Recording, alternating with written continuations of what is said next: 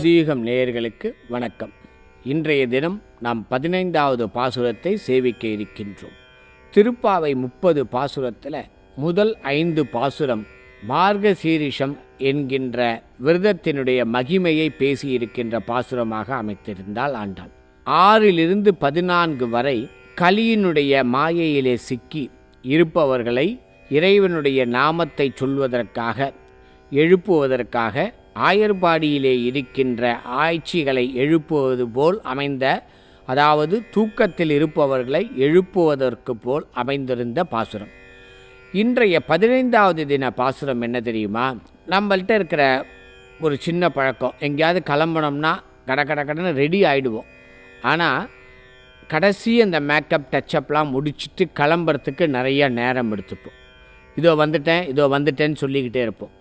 அப்படி ஒரு ஆயர்சிறுமி இங்கே இருக்கின்றால், அப்படிப்பட்டவளை எழுப்புகின்ற பாசுரமாக, அதாவது எழுந்துட்டா அவளை கிளப்புகின்ற பாசுரமாக அமைகின்ற பாசுரம்தான் இன்றைய பாசுரம். இப்போ ஆய்ச்சியரும் அந்த ஆய்ச்சி சிறுமியரும் ஆண்டாளும் பேசிக்கொள்வது போல் இந்த பாசுரத்தை அமைத்திருக்கின்றார். ஆண்டாளும் அவளுடைய தோழிமார்களும் இந்த சிறுமியினுடைய இல்லத்திற்கு வாசலில் வந்து நின்று கேட்கின்றார்கள். எல்லே இளங்கிலியே இன்னும் உறங்குதியோ? அம்மா, இன்னுமா நீ தூங்கிட்டு இருக்க அப்படின்னவுடனே உள்ளேந்து பதில் வருது, சில்லென்று அழையேன் மின் நங்கையீர் போதர்கின்றேன். ஏம்மா, சில்லென்று அழையேன் மின், அப்படி கடுமையாக பேசாதீர்கள். இது என்ன தூங்கிட்டு இருக்கியான்னு கேட்டது ஒரு தப்பா? ஏன் இப்படி சொல்கின்றாள் என்றால், ஆண்டாளும் அவருடைய தோழிமார்களும் இறைவனுடைய நாமத்தை பாடிக்கொண்டு வருகின்றார்களாம். அவர்களெல்லாம் அடியார்கள் கூட்டமாம். அடியார்கள் வந்தால், நம் இல்லத்திற்கு வந்தால் என்ன செய்ய வேண்டும்? அவர்கள் வருவதற்கு முன்பாகவே அவர்களை வரவேற்பதற்காக கையிலே புஷ்பம் தாம்பூலம் எல்லாம் எடுத்துக்கொண்டு அவர்களை வரவேற்க வாசலிற்கு வந்து நிற்க வேண்டும். ஆனால் இவள் அப்படி செய்யாமல் இன்னும் உள்ளேயே தயாராகி கொண்டிருக்கின்றாள். அதனால் ஆண்டாள் இன்னும் உறங்கிக் கொண்டிருக்கின்றாயா என்று கேட்டதே அவ செய்த தவறை சுட்டி காட்டுவது போல் அமைந்து விட்டதாம். இன்னும் உறங்கிதியோ என்று கேட்டதே அந்த ஆயர் சிறுமிக்கு சுள்ளுன்னு பட்டுடுச்சு. நம்ம வாசலுக்கு வந்து வரவேற்காமல் இருக்கின்றோம், இந்த தவறை ஆண்டாள் சுட்டி காட்டுகின்றாள் என்பதால் அவளுக்கு ஒரு சின்ன கோபம் வந்தது. அதனால்தான் சில்லென்று அழையேன் மீன் நங்கையீர் என்று சொல்லுகின்றாள். ஏன்னா இந்த பெண் ரொம்ப விஷயம் தெரிந்த பெண். அடியார்களை அவமதித்தால் என்ன நடக்கும் என்பது தெரியும். சீதைக்கு ஏன் சிறைவாசம் கிட்டியது?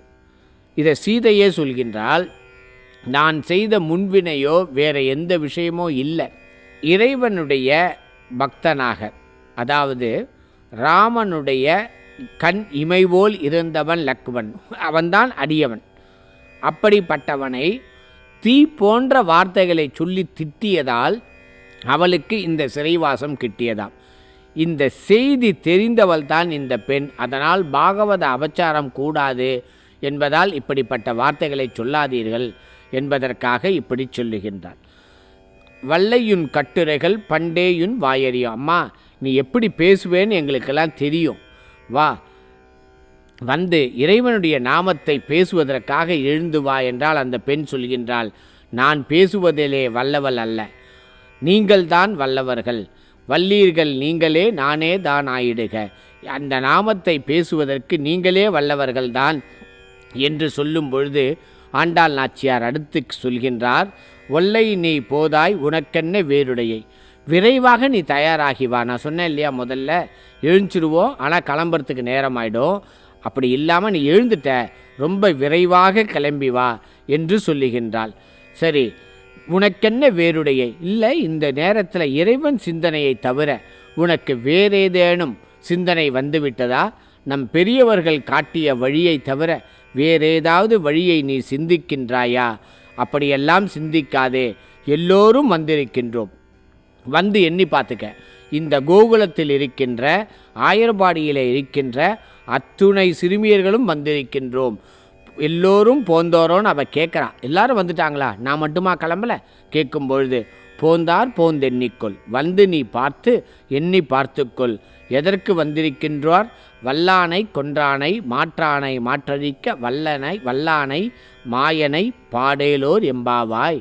எல்லாவற்றிற்கும் வல்லவனாகிய மாற்றானுடைய இறைவனுடைய சிந்தனை இல்லாதவர்களையும் அவனை நோக்கி சிந்தனையை திருப்புகின்ற மாற்றாரை மாற்றழிக்க, அவர்களுடைய சிந்தனையை தன்னை நோக்கி திருப்புகின்ற வல்லமை பெற்றவனாகிய மாயனை. யார் மாயன்னா? கண்ணனை. ஏன்னா பிறந்தவுடன் மாயம் செய்தவன் கண்ணன். அந்த கண்ணனை பாடுவதற்காக நீ எழுந்து வா என்று இன்றைய பாசுரத்தின் மூலம் அழைக்கின்றாள் கோதை நாச்சியார்.